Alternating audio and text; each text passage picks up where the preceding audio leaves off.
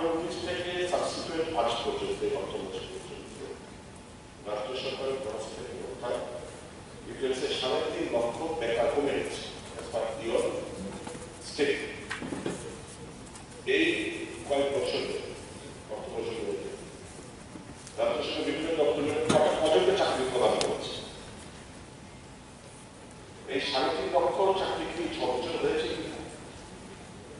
Figure তাই আপনার data দিয়েছে সেটা তাই।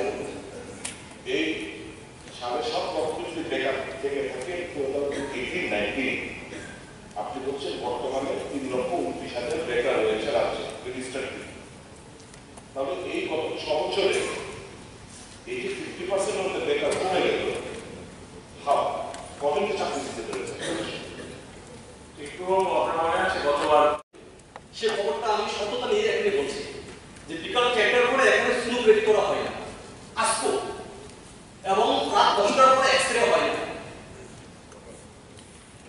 এই পরিপ্রেক্ষিতে স্যার যদি ভূতপ্রান্ত থেকে গরিব মেহনতি মানুষরা যখন রুগী নিয়ে আসে হাসপাতালে, গরিব মেহনতি যে কোনো মানুষ যে কোনো মানুষ যখন আসে হাসপাতালে তাদের পরিবারের লোকেরা অনেক দুর্ভোগ ভালো হয়। আপনি এই বিষয়ে নির্দেশিকা দেবেন কিনা আমাদের? So nicely he told that percentage of better performance. আমার প্রশ্নটা হলো যে এই যে সার্ভেটা হয়েছে, এই সার্ভে বেসিসটা কি? এটা কি ঘরে ঘরে গিয়ে সার্ভে হয়েছে না কোনো অফিসিয়ালসদের দিয়ে এটা সার্ভে করানো হয়েছে? There has to be a basis. ওই বেসিসটা কি? I would like to know from the Honorable Minister.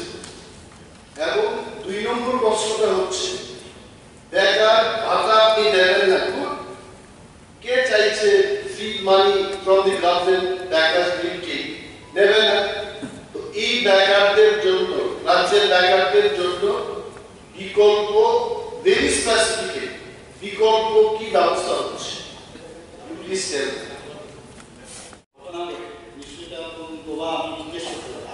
আমার কাছে যে খবর আছে যে এক্সরে পরিষেবা 9টা থেকে রাত 10টা পর্যন্ত কাজ, আর অন বলে 10টা থেকে সকাল 9টা পর্যন্ত ব্যবস্থা।